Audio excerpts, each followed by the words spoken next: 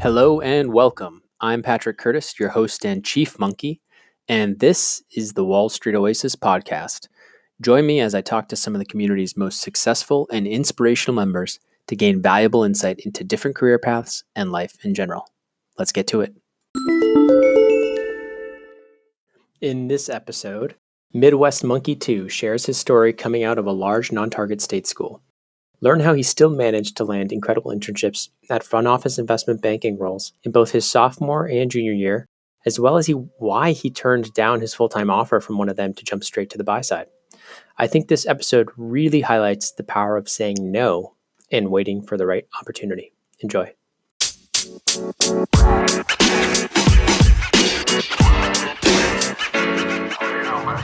All right, Midwest Monkey, thanks so much for joining the Wall Street Oasis podcast. Yeah, happy to be here. Thanks for having me. So it'd be great if you could just give the listeners a short summary of your bio.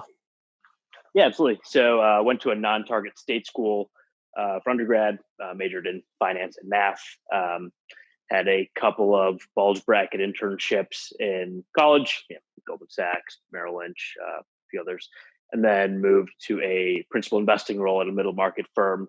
Did that for a couple of years, and then went to a more traditional buy-side role. Went to a large private equity fund that had about 10 billion under management, doing primarily distressed and turnaround investing. After a few years there, did kind of a 180, and now I'm on the early stage investing side, so doing more venture and growth equity, and been at my current spot for about 4 or 5 years. Awesome. So let's start all the way back at your state school, non-target, we'll call it. Tell me a little bit about, how much you knew, or just your upbringing a little bit, and how much you knew, was finance your calling? Did you know from high school, or did you kind of just gradually gravitate to that during undergrad? Yeah, absolutely. So, I've been trading stocks since I was about 10 years old. Wow. So definitely knew for a long time. Knew I liked it. Yeah. Were your parents into that? They were not. So my dad's an engineer. My mom's a doctor. So zero finance upbringing. But my dad liked trading stocks on the side, and then kind of got me into it when I was about 10. Obviously didn't really know what I was doing, but more I liked staring at stock tickers all day, and it was pretty interesting. Actually did undergrad for engineering, so had no inclination to go into finance. But then kind of my freshman year decided, hey, you know what? It is possible to do some of this stuff as a full-time career, even though I'm at a non-target. Obviously Wall Street Oasis was a good resource. So definitely read the blogs there, but felt like I could do it as a career. But I like the analytical aspect of it, of my engineering degree. So continued with math and got a minor in math, but changed my major to finance. And then kind of worked and networked in my way into internships. On the sell side, realized I kind of hated the sell side, and it wasn't what I expected. I wanted to really be on the investing side. Well, before we go there, let's go back to that undergrad. You said, you were really kind of more interested in the engineering side. Was engineering, were they 10 times harder, the classes? You can be honest. Yeah, it was way harder. But I mean, I still had kind of a good GPA. You kept your GPA up, but you're like, I don't want to be studying 15 hours a day to keep my GPA up. Yeah, pretty much. Or did you actually enjoy, you enjoyed the finance stuff? And yeah, so the decision to change had nothing to do with not liking engineering. I still liked it and still had a pretty big involvement on the engineering side. I just liked the finance side way more. So, as far as studying goes, I think kind of like every other student out there, the studying probably took a backseat to some of the more fun stuff. I was being at a state school, we had a really good football program. And so spent a lot of time watching games and having fun and tailgating and things like that. So it wasn't so much that the work was too hard. It actually came kind of naturally to me. I just had a more of a passion for finance, and given this was during the time of the Great Recession, if you will. There's a lot of good buying opportunities, and that actually probably also acted as a catalyst for why I made that switch, because I was staring at stocks all day, 9:30 to 4, even during class and things like that. And so I think that helped fuel the desire to be in this side of the world. So it sounds like you were really into stocks. So were these internships at the bulge brackets, were they on the trading side? And you No, they talked, were not.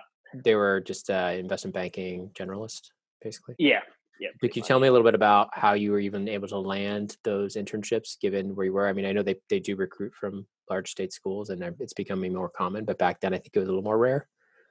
So Yeah, can you tell me a so little bit about that? absolutely.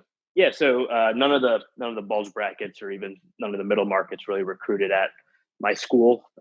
So it was kind of just having to claw my way to getting anyone who would talk to me. And then I think it was pretty clear that I had a passion for this stuff and was able to talk through it. Obviously, with investment banking, it had very little to do with the stock market, but I think they're just able to tell that I was interested in this kind of stuff. And So you so mean like, were you talking to alums mostly? What tools were you using? And like, how many people did you reach out to get like enough calls and that first round? How did you land that first round even?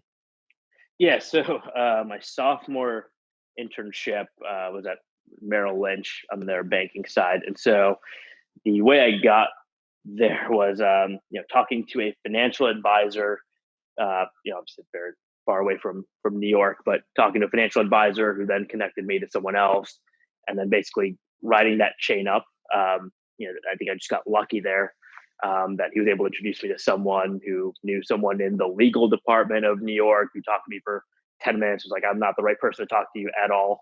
And she introduced me to someone who was actually on the banking side, but it was kind of a back office type thing. And then that person introduced me to someone in the front office. And so had to work my way in that way. It's really a backwards and convoluted way. How I did think you it was even more like, luck than anything. you were making that good of an impression that they just kept passing you along and the back office person was willing to introduce you to the front office person? Yeah, I think it was, like I said, I think I really lucked out there, and just kind of knowing someone and really lucking out there. But I think that approach was one of many, and that certainly wasn't how I got my junior year internship. It was really reaching out to kind of anyone who would be willing to talk, whether it's random people or So someone you're who had a saying warm you're saying intro. that sophomore internship was pretty early, like you only chased down a few things and you just happened to land it pretty I early on. chased down a lot of things, Yeah. but that was the one that really seemed to gain the most traction. Can you give the listeners Um, an idea of how many people like you even reached out to initially on the front end and what you used and how you did that? Like we were reaching out to like 100 people on like LinkedIn and then, 10 got back to you and one of those turned out okay? Or like what was the numbers? yeah, this was, I'd say, kind of before LinkedIn Mhm. was big. So it was really going to company websites, and I'm talking about the middle market side here. So Yep. middle market sites, or the websites typically had a list of the team, and so it's pretty easy to get the email address of associates, VPs, analysts, whoever. You didn't build a So scraper or anything as an engineer? did not know. Okay, okay. Go ahead. Fortunately, not. Should Yeah. have though. So went that route, and then on the bulge bracket side, it was going through alums. But as you can probably expect, a lot of them basically said we don't really hire sophomores, but we can pass your information along if we happen to. Um, and so it was really, this way was kind of the way I lucked out. Um, Somehow just got through and then yeah, somehow just got through. and you interviewed well. Did they ask you a lot of technical questions for that interview? I mean, it was a Merrill, you said, bulge bracket, Yep. like banking. Yeah, so they did, and I was actually, I know a lot of people are kind of afraid of the technical side, but I kind of welcomed it because I knew that was kind of the only differentiator I really had. Mm.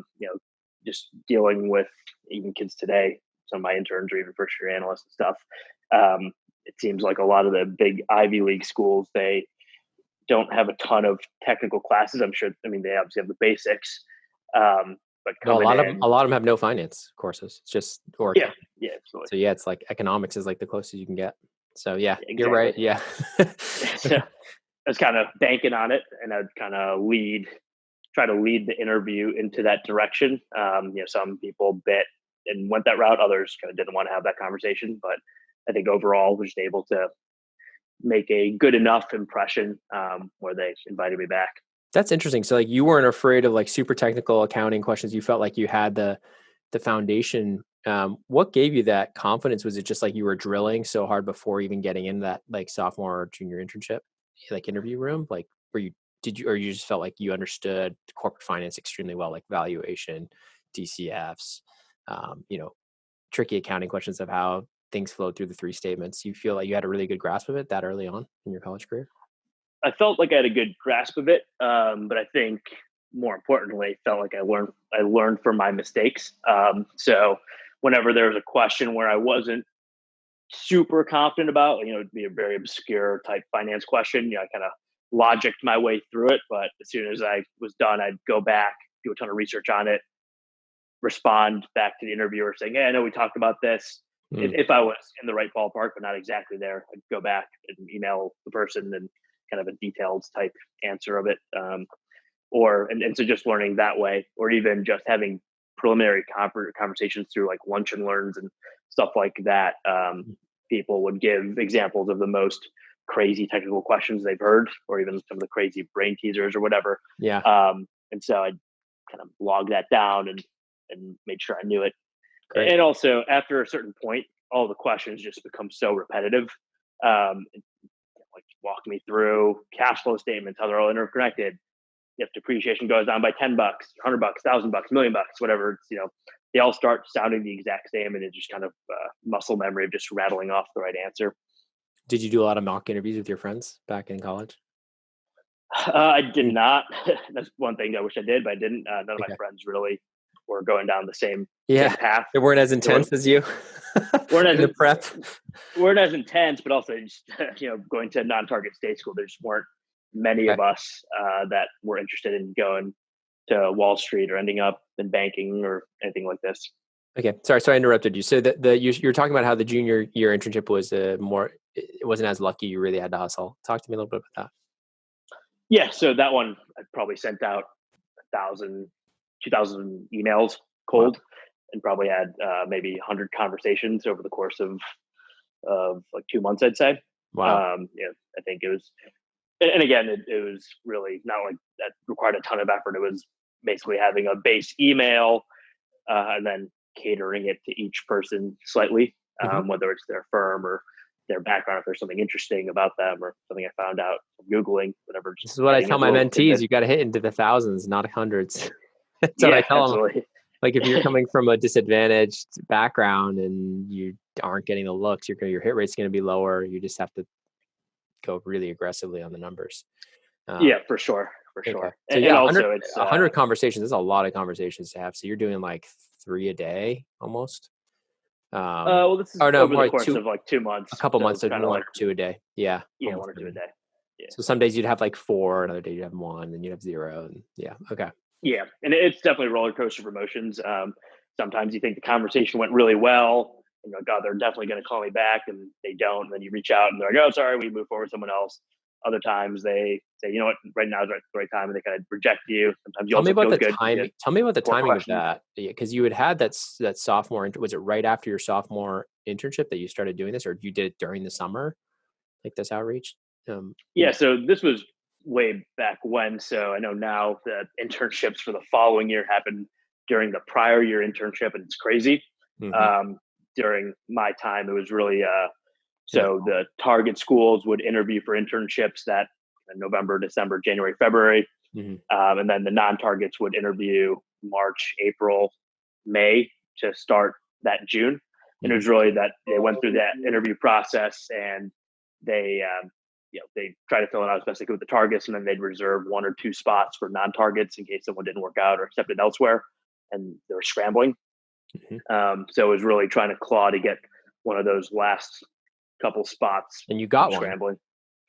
And I got one. I got a few actually. So my junior year, even though it was probably a bit more of a dire situation, I actually had several offers, and I was able to be. Why do you think it was so dire? Why even the sophomore internship seems to be the harder one from what I've heard to get. So it sounds like it just kind of worked out that you had. But once you had that bulge bracket internship, I'm surprised you didn't get more looks. Maybe that's why you ended up with several offers in the end. I think it just seemed a lot scarier at the time, just because it was all right. It was kind of getting to March, April timeframe. It's like, oh my God, I'm starting. Oh, the internships start in 2 months. Everyone else from target schools has something locked up. Yeah. And then you read blogs and things like that, and everyone's talking about where they're going, and it's like, oh my God, I have nothing lined up. And so it just freaks you out a little bit more, especially because junior year internship, that's kind of the make or break one, right? It's if you have a internship at a corporate finance role in the middle of the country, it's way tougher to convert that into a banking or Wall Street full-time offer. Nowadays, almost impossible because Yeah, nowadays almost impossible. Not impossible. I never say impossible because if you network hard enough, you can almost do anything.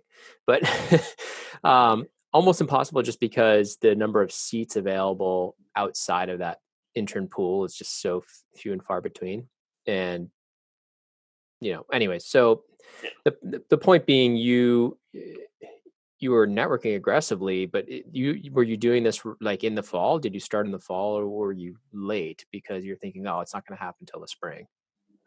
yeah. So I reached out to a ton of people in the fall time, but every response, I'd say 90% of the responses were, We're not recruiting to the fall, to we're, the spring. we're not recruiting until the spring. We'll keep you in mind until then. And so basically every single one was something along those lines of follow up later, or I'll forward your resume, but we're not doing anything, and et cetera, et cetera. But pretty much every single one was the exact variant of that. Do you feel like you are more qualified than the average person from the target school because you had to claw your way to get one of those few spots? Like, meaning the people that came from the non-targets, were they more impressive? Obviously, technically they probably were, but were they more impressive overall as analysts in your opinion, and performers? You know what? I don't know. I feel like all of my peers as a first year analyst, granted, I was on the principal investment side, and so there's two other first year analysts. I'd say everyone was kind of on the same level. Everyone was pretty impressive. We all went to training and were able to cut it. Obviously, a few didn't make it, but one of the other guys that I was in my first year analyst with, he's still one of my really good friends, and he's obviously a very smart guy and was able to cut it. So I wouldn't say that I was more prepared or more qualified. Again, these banks don't hire anybody, right? So the selection process is pretty smart, and the reason that they prefer target schools is they're taking less of a risk. There's a great chance that they're really smart, hardworking, and capable. Higher hit rate. Yeah, higher hit rate, exactly. So, so I wouldn't feel like I was leagues above or leagues below. I'd say everyone's kind of the same and very capable. do you have an opinion on just the number of slots they leave open for non-targets? Do you feel like it's enough, or do you feel like they could do more? I think today the number of slots is way higher than when I was recruiting. We had another for my alma mater. We had a few people interview, and even a couple of years ago, even my current firm where I'm a partner, we only took interns from target schools, and then I was able to say, hey, let's talk to these 5 or 6 candidates. Given my name is on the line here, I want you to make sure they're leagues above everybody else. So ask them the craziest technical as you can. Really, really vet them. And one of the guys from my school, he really nailed it, and he was the first one. He was a top choice by everybody, and he was actually the first one where we gave a full-time offer to. Typically, we don't offer any first year analyst positions, but he was the first one to make it. And so that's kind of a testament to not only the quality of the non-target, I guess, but also just that the quality you can find. Quality you can find if you're willing to put in the work. Yep, exactly. So okay, so you're reaching out, you're going through this process, you're panicking because it's April, May, everyone has their position. You finally get into some processes for the non-targets. And tell me kind of what was that like? Was it immediate super days, phone interviews? Were they coming on campus? How did that work? Yeah, so no one came on campus for me because it was a non-target. Yeah. So but at big enough state school, I figured there might be like 20 people there they want to interview. I don't know. Maybe not. No, unfortunately not.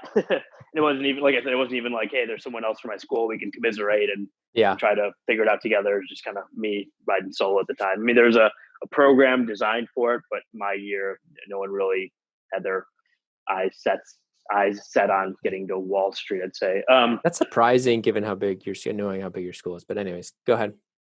Yeah, I mean, there were certainly people trying to do it, but for whatever reason in my year, it didn't really feel that way. Okay. Yeah, so like I said before, it's kind of a roller coaster of emotions. Some days you'd have a ton of conversations, they all went really well. Others you'd go on a dry spell for a few days before even hearing an email back. So this is kind of when the roller coaster started getting good. Is in that April, May timeframe. It seemed like all of the interviews and stuff started happening all at once, and so I was having a ton of interviews, and they all kind of brought me into New York. And so, for whatever reason, they did them all on Fridays, for better or for worse, for the super days. And so, sometimes I'd come to New York and have back-to-back super days. Other times I'd come and have just one super day. But it was interesting because I felt like I was coming back and forth to New York quite a bit. But they paid for it, right? They did pay for it. Yep. Yep. So that's good. As a college kid, that's important. Yeah, exactly. So they're paying you to fly out. You're doing these super days. Your first super day for junior year internship. Did you strike out? Did you get an offer right away? What was that like? Yeah. So this was at a bulge bracket. So it was kind of the 10-week program. Mhm. Kind of, there was one or two alumni there, so I made sure to stay in regular contact with them. But did the summer, and then they were pretty quick in giving out offers. So heard back pretty much the day after my internship ended to come back. But at that point, I realized I kind of hated the sell side. There's a lot of what to me felt like pointless work and not really doing anything on the investment side. I thought, oh, investment banking, they help inform decisions on valuation, and they help get deals done. And yeah, you do, but that's at the very senior level, and you're not really working on putting together the analyses of, is this a good investment? Does this make So sense? you knew that after your sophomore year, you were like, I'm not going into sell side. I kind of felt it, and then I thought maybe it was just this one particular bank that I gave it another go. And also at the time, it was a lot rarer to have buy-side internships than it is now. I mean, there certainly were, and I know Yeah, it's super hard. a It's few almost people. very hard Yeah. to do. So you were still going to get another. The goal was still to get a sell side internship, a typical generalist investment banking internship at a bulge bracket, correct? Yep, exactly. Okay, so you're going to give it another go, but why not just stay at the other one? Was that it seemed Um, I they could have, but again, I just didn't like it, and so I thought I'd risk it a try a little bit. different firm? Yeah, Yeah, try a it. different firm. That's kind of Yeah. risky. It's kind of risky coming from a non-target. It's pretty. I mean, you were confident, It was risky, and and then you were and probably we're thinking in April or May, like, what did I do before all those interviews started coming in?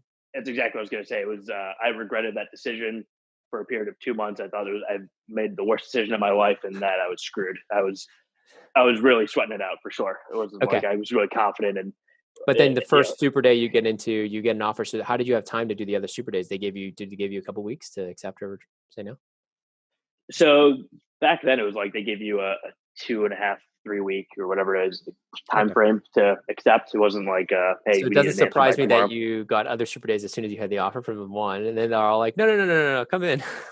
Yeah, it's pretty much like, yeah, it's exactly that domino effect, and I think everything just happened at once because I also do think it was a condensed time frame because having been on the other side now, we know what it's like to fill up a spot. It's like, hey, we need to get everyone in right now. We just want to get the process over with and just get someone there. So I think everyone is in that same mentality. Okay, cool. So you get the offers, and they're all for sell side, Yep, basically. they're all for sell side.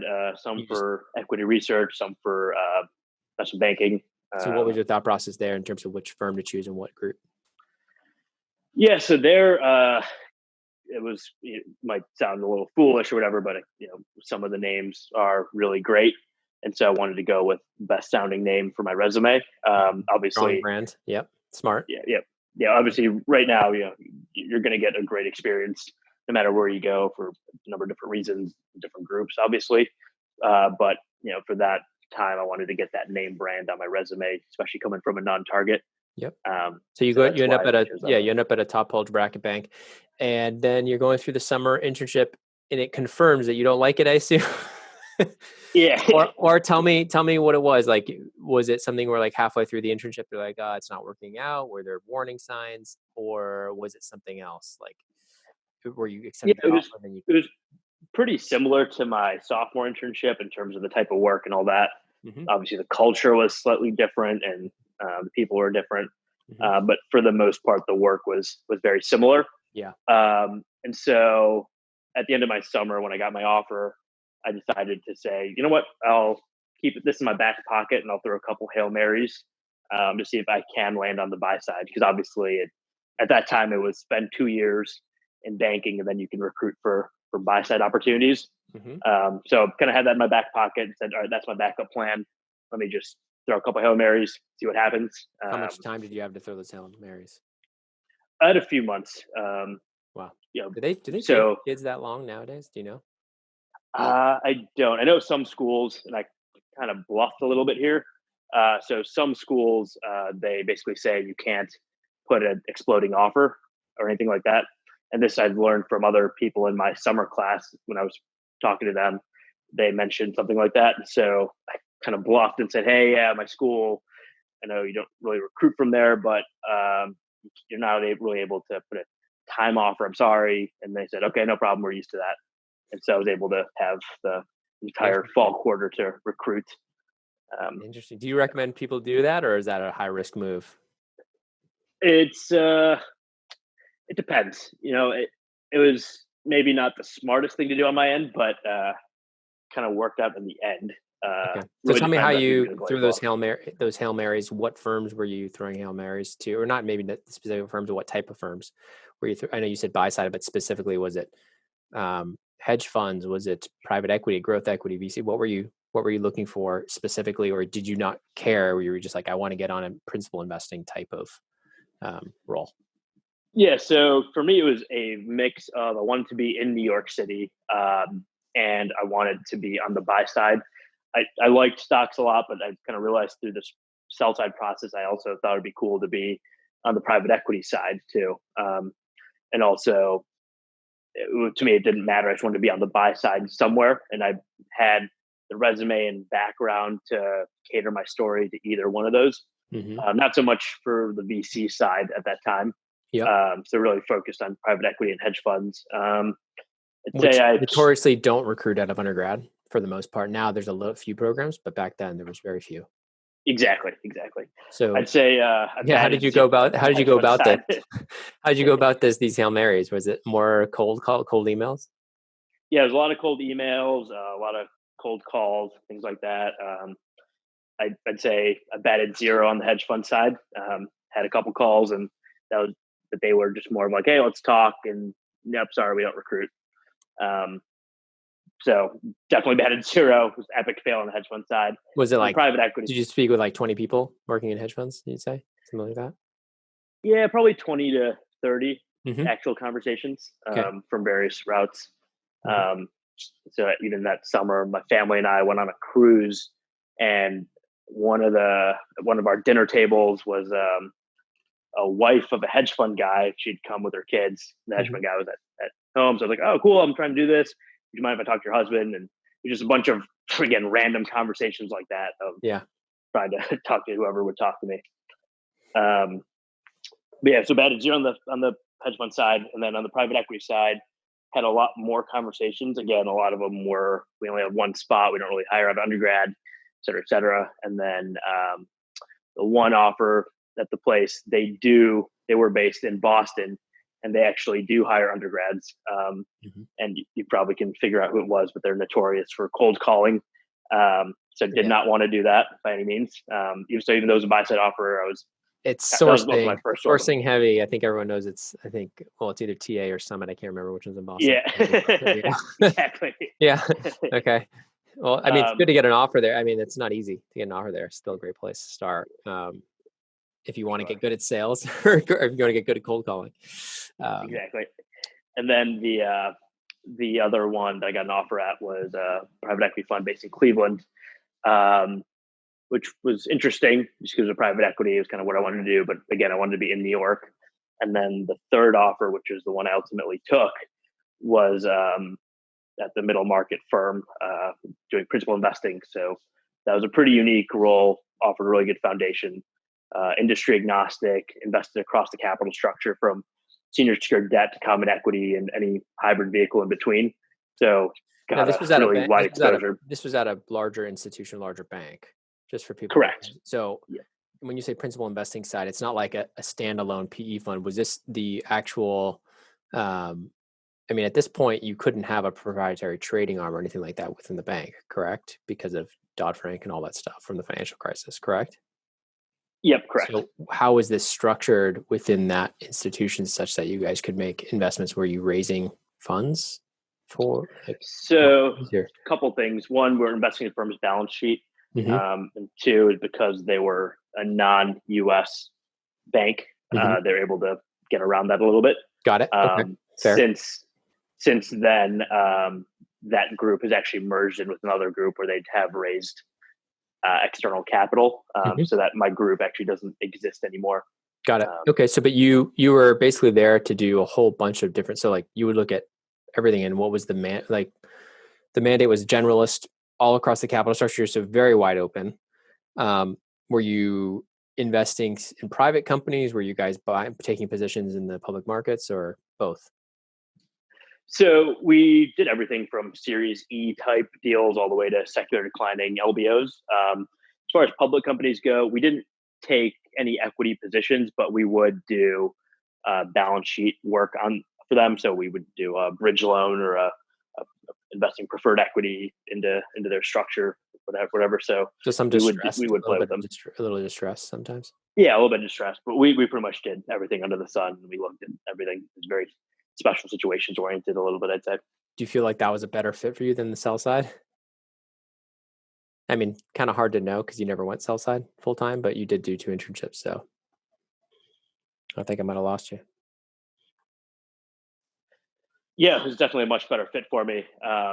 Even though I was kind of the bottom of the totem pole analyst, being able to do that kind of analysis to help determine whether we want to invest or not and help informing those decisions was a lot more fun to me than putting together pitch books and things like that. So definitely a great fit. More And I also time in like Excel, less time in PowerPoint. exactly. And so tell me the types of, do you mind talking to me a little bit about the types of, like, a typical day in what you do, or the types of transactions you kind of touched on a little bit, but for the listeners to hear, like, what type of analyses would you do day to day, and what skills did you develop over those couple of years? Yeah, so the analyses ranged anywhere from look at the pipeline to figure out what their conversion rates look like, LTV to CAC, all the way to churn analyses. If we invested and had to take out a bunch of costs, where would we find the excess fat to trim? Or if we did this deal, what are the next 3 or 4 competitors that we could bolt on pretty quickly and Mhm. make the deal grow? So it's kind of everything under the sun. Very private equity-esque. I mean, Yeah, sounds like a exactly. pretty typical roll-up strategy. So, okay, so you're in this role for a couple of years. Why move? Why not just stick it out and ride off into the sunset and keep getting promoted?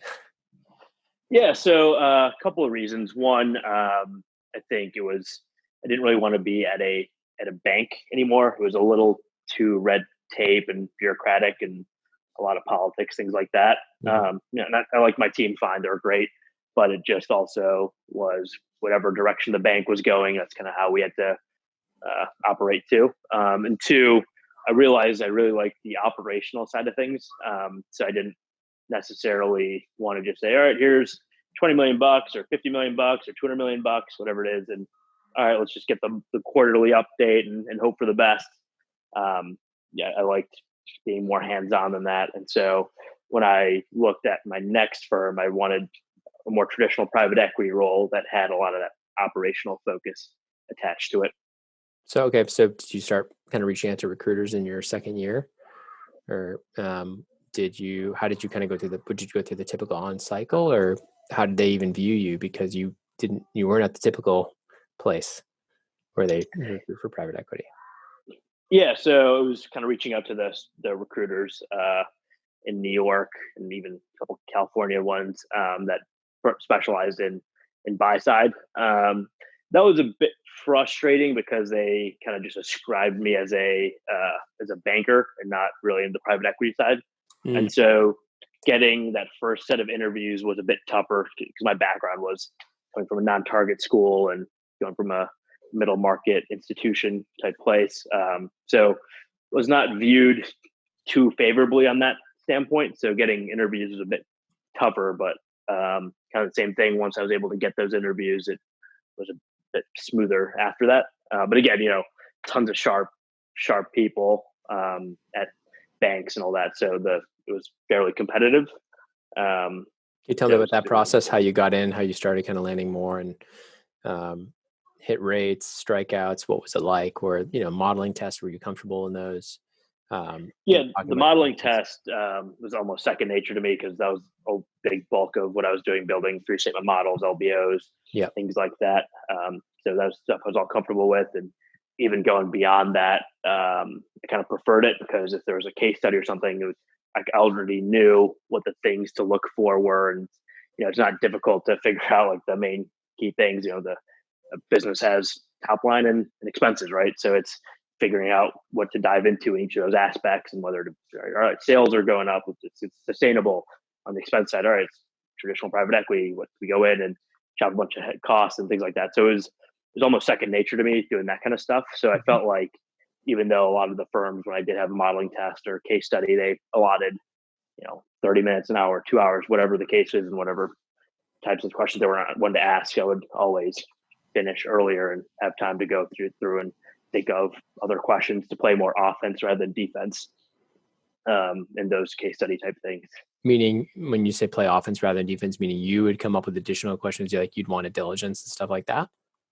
Yeah, want to diligence this. And more often than not, these case studies are prior deals that they've passed on or something like that. Mm-hmm. And so would go in and so with that lens, knowing that they passed on some of this stuff. Because when you go through a private equity firm, you see their exited and active portfolio investments, obviously. And so, if they did the deal or not. And so if they did the deal, you could paint it more favorably and ask the questions that would really elicit better answers. And if they didn't do the deal, you'd say, hey, this analysis checks out, but the questions I really want to ask are X, Y, Boom, boom, Z. boom. Yeah, they're like, exactly. That's what we thought. And then if you're asking all the questions on a deal they did do that painted in a favorable light, Exactly. then they tend to like you more. Exactly. He's a genius. He sees it the same way we see it. Yeah. Interesting. So definitely playing offense more than defense was helpful once you get to that stage. And to prepare, so this is on the take home, you can obviously do that because you can research, but like on the ones where you were forced to go in to the office and do a case right there or a modeling test right there, was this just a function of you having researched the night before and knowing kind of the main deals they've done? Yeah, pretty much. And that really works for the lower middle market firms. Mm-hmm. But for the big ones like the TPGs and Apollos of the world, it's tough to know what they're doing because they have a ton of different funds. And so to know every single investment they've made is Insane. not happening. Yeah. I tried and failed horribly. Yeah.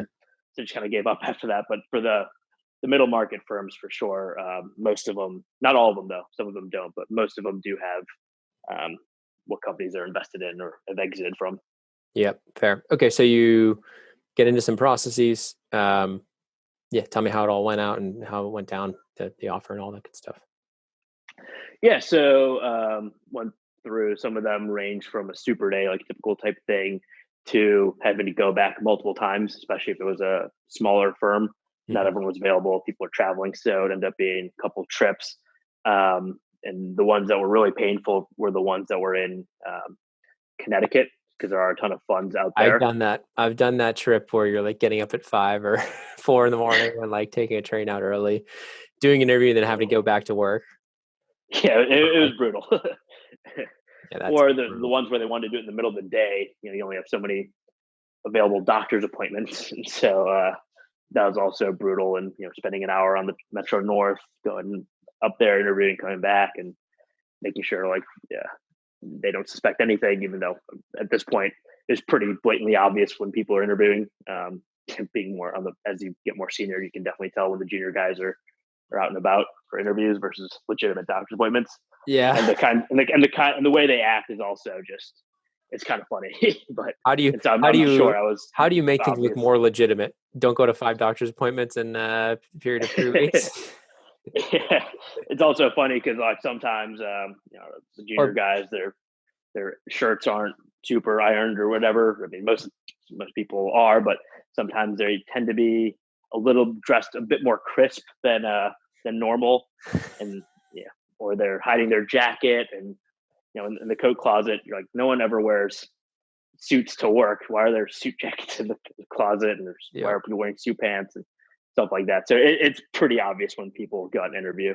So I think tip it to was just junior employees, normal, if not you're saying trying, anything. yeah, tips to junior employees trying to hide that they're interviewing. Do not hang up your suit coat in the company closet thinking you're gonna hide it. You gotta hide it under like a subway bench or something. No, just kidding.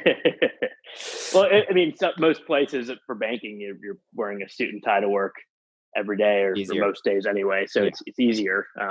But other places, it's pretty obvious. Yeah, no, that's fair. Okay, so you're interviewing. You tell me how it kind of went down. So you went out. You're going places in New York, places in Greenwich. You ended up doing a couple rounds at this one place, and they just gave you an offer, and you accepted right away. Or what was it like? Yeah. So the first couple offers, I actually didn't take. Um, Hmm. the people were fine. The work was okay. It wasn't exactly what I wanted. Why certain So types of funds? yeah, certain types of funds. So the one I got an offer from that I didn't like, even though it was a name brand place, was on the debt side. Hmm. Um, Tell me so about just that. to Do you me, mind saying where it was, or like was it like a TPG Apollo kind of place? yeah, it was TPG. Okay, so like it's on the it's on the credit side, and so a lot of people would never turn down an offer from TPG on the. They say it's TPG Buyside. What are you doing? But you're saying, well, it's not on the equity, right? It's not on the. Um, it's not really private equity. It's more like private credit. Yeah, so turning that down actually required a ton of different conversations with my peers and even other people I'd networked with in the past But the pay and is great, knew. right? Pay was good, although it was not what you'd expect. It's not the same. It's on the same level as the TPG equity side, What is especially it as like you 20% rise lower, up. 20% lower, 30% lower?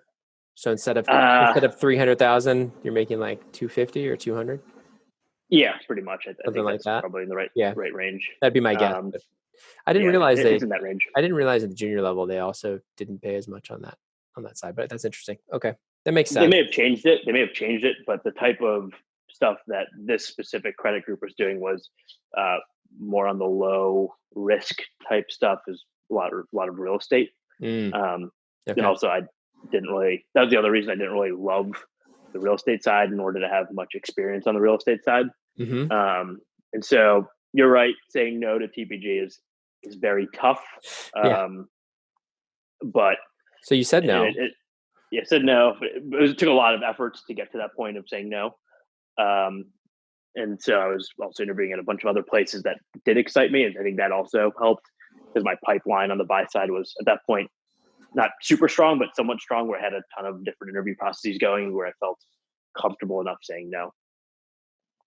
Okay. So then how many? So you had another offer and you said no to that too. Was it just because there was like it was in the wrong city or something, or what? Yeah, it wasn't in the greater New York City area, so that was that also. And it's pretty tough to say no to an offer. It's very tough, especially on the buy side, getting to kind of an area you want. So that also took a couple conversations with people to get me over the hump of saying, yeah, it's not doesn't fit all the boxes, so So you it's not eventually worth it. did get an offer. Was it easier once you had some offers to get the recruiters to start passing you along to more? Yeah, for sure, for sure. Like all of a sudden you had all these interviews. You had a few offers, right? Yeah, exactly. I think it was like similar to interviewing for full time. It's unbelievable how it Start changes You have a everything. ton of conversations. Yeah, it's a roller coaster, right? The first couple of weeks of this, I was like, oh, this is great. All these recruiters are talking to me. This is awesome. They must really want me. And then you go through the process and you find out that they talk to everybody, and so you're actually not that special. And then there's a bit of a dry spell, and then you start, and that's also a roller coaster too. It seems like all the initial phone calls happen all at once Hmm. for whatever reason, and then they dry up, and then they happen again, dry up, get super days, and dry up. It's really kind of sporadic how it works. So you ended up at a great place. You were there for a couple of years. Why transition out then again to more of a growth equity VC fund? And tell me a little bit about and we've been going for a little while, so I don't want to keep you too much longer, but tell me a little bit about kind of how you've progressed there and why you've decided to stick around there versus not on the PE side. Yeah. So at this fund that was at about 10 billion under management, really operationally focused, Hmm. doing a lot of distress and turnaround type stuff. So really enjoyed the hands-on experience and felt like I really gained a skill set. Um, and so I definitely liked it. Were you doing However, a lot of deals there? Was it a lot of like a dry powder that 10 billion or no? yeah, they just raised a fund a few months before I joined. Perfect. So they were looking at new deals, and also I inherited a lot of portfolio companies. Hmm. So was working on a mix of new deals and usually portfolio companies and doing a lot of cost cutting and repositioning companies, things like that. So Why had not great go to experience. Why not go to business school? Uh, Right that's after a all, that's a that's good question. because that's very traditional. You go a couple years in, banking, private equity. You didn't do banking, you did principal investing into private equity, but now you're in that traditional private equity role, which oftentimes the MBA is waiting right after. Why not go there? What was the thought process? Yeah, so I definitely considered it, and I viewed it as it's a chance to add some real pedigree to my resume as far as education goes. But then it was also like, yeah, do I want to spend 2 years away from working and making money and progressing? And so I kind of made a deal with myself saying, all right, at any point in my career, if I can't progress anymore, then I'm gonna go to B school and I'm gonna really apply and take the GMAT and do that. So the minute someone's like, "Hey, we're only looking at MBA students or post MBAs," that's kind of when I said, "All right, I've kind of hit a roadblock, hit a wall, then I'll do it." Fair. So you started, all of a sudden you said, okay, so I'm doing this operationally focused, distressed investing, interesting work probably. Um, did you feel like there wasn't a place? Was it a 2 year and out type of thing? Or is it something where like, I really want to get earlier stage, um, to another earlier stage place? Or was there something else like inner office politics or something going on? Yeah, it was a little bit of a few things. So one, it was there wasn't too much upward mobility.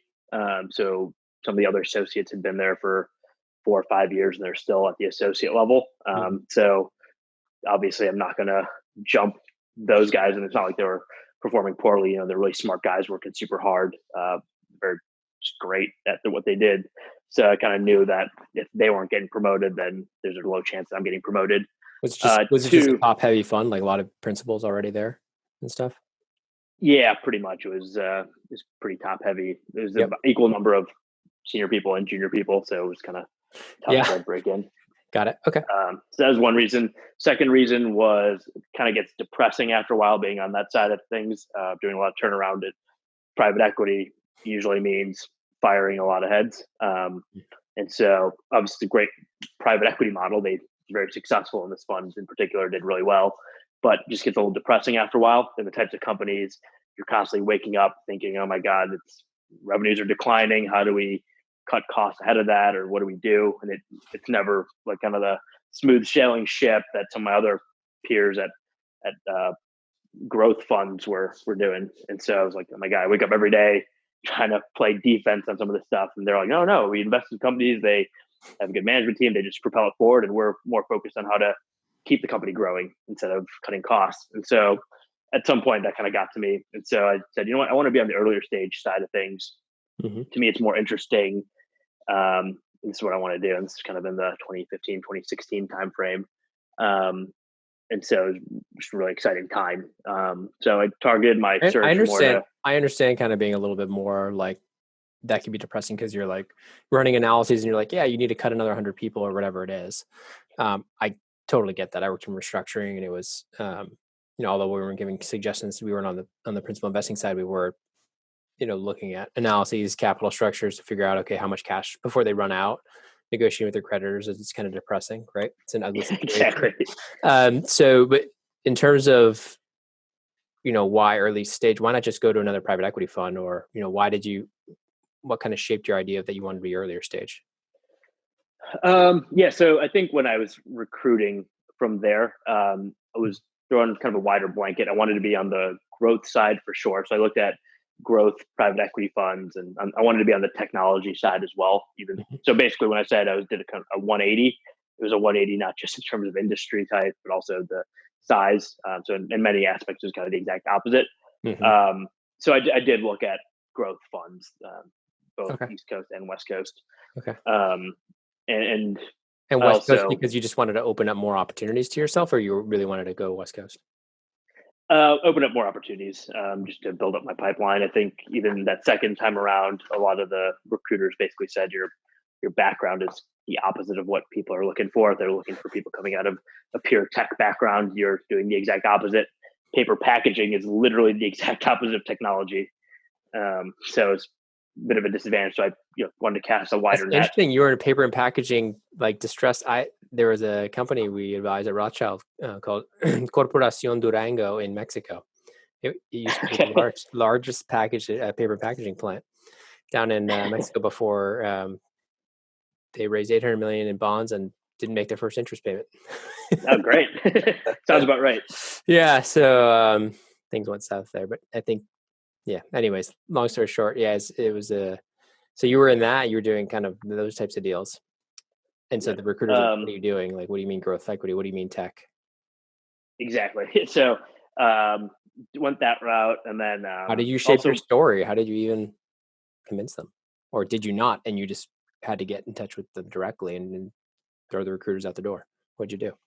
So some of the recruiters, or some of the opportunities, they said we're fine with someone from any background. We just want smart people. Mm-hmm. Others, they were looking for a specific TMT background or specific prior TMT private equity. So it ranged a little bit. Yeah. The other part too is I really wanted to maintain that operational experience. I like the idea of being hands-on with my portfolio companies. I like the idea of really digging into the weeds and informing decisions and being actively involved.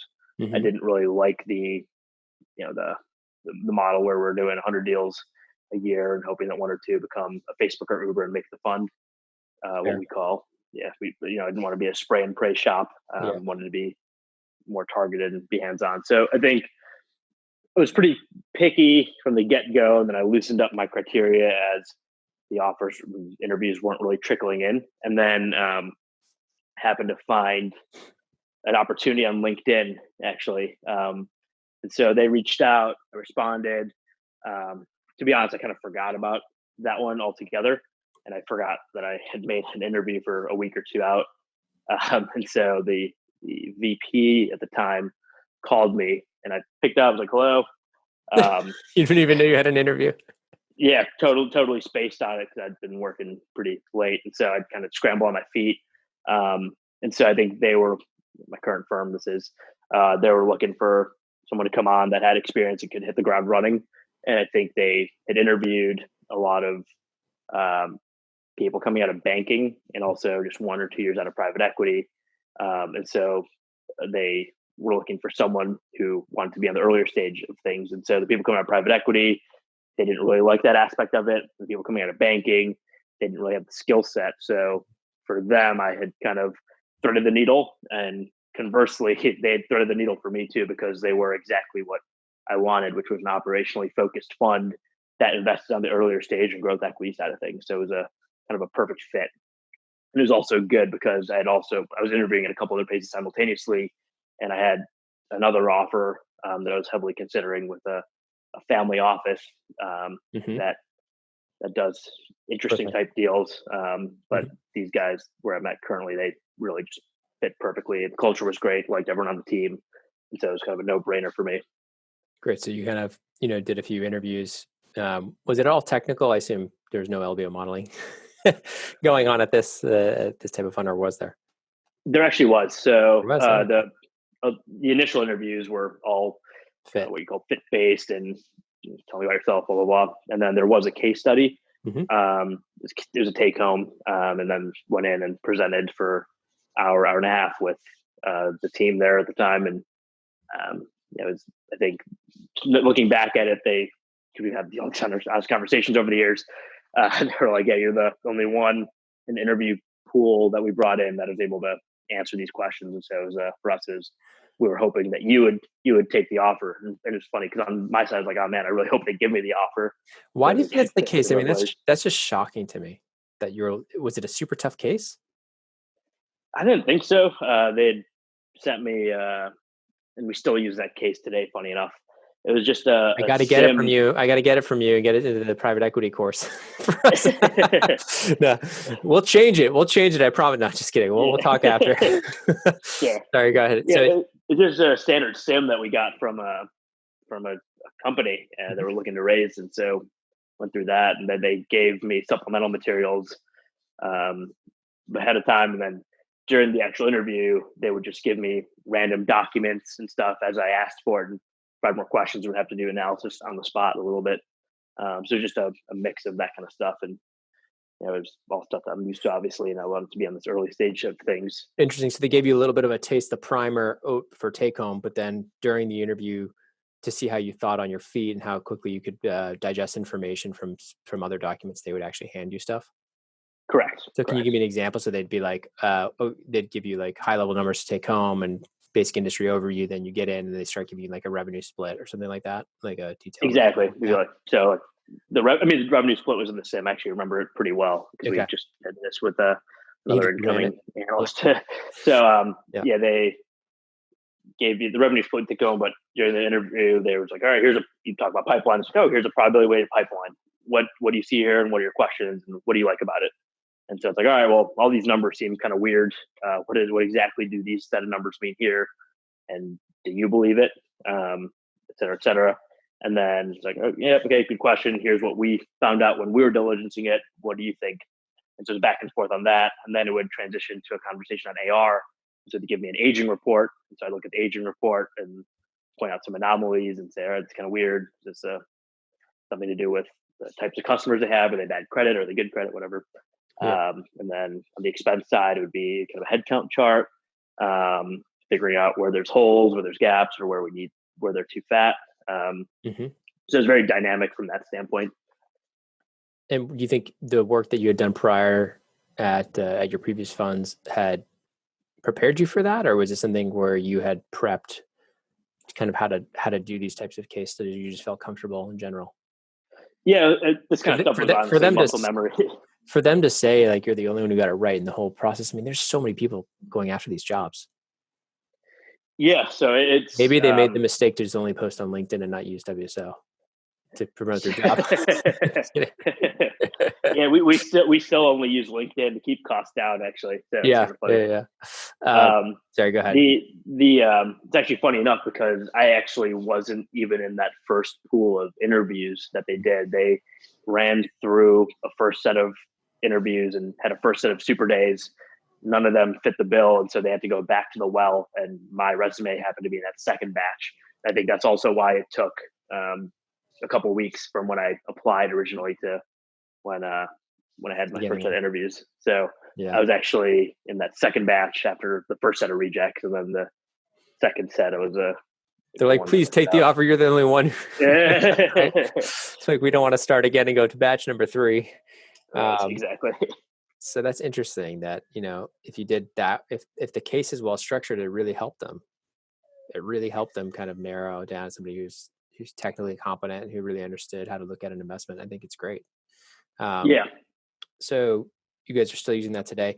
Tell me a little bit about just how you progress. I mean, you've been promoted several times. Can you tell me a little bit about how that works and any kind of tips for young private equity professionals out there that, or growth equity professionals or VCs that have started a new fund and they want to make a good impression, how to get promoted? And obviously part of it's which firms they join and which ones aren't too top heavy, stuff like that. And how the fund's performing, where they are in the fund cycle. All those things are super critical, but outside of all of that kind of external stuff, can you tell me a little bit about how you positioned yourself to do so well and get promoted so fast?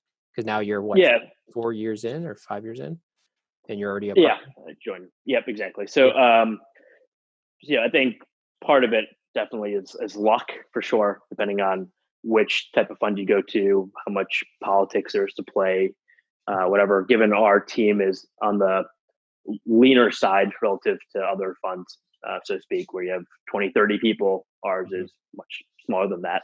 We're kind of in the 10-ish size range. 10, 15. Are you guys managing over $1 billion? We're not. No, we're probably in the 500. I can't disclose it, but okay, that's fine. Yeah, earlier. But that makes sense. 10. That makes sense. Typically at like a fund that's around $1 billion, it's about 20 people. Typically, I mean, very rough numbers. So okay, that makes sense. Yeah. So we're slightly under that, but we're within striking distance. I'd say. That's great. So so tell me any advice specifically. Obviously, there's luck involved, but anything you felt like you did that would be helpful for the listeners in terms of positioning?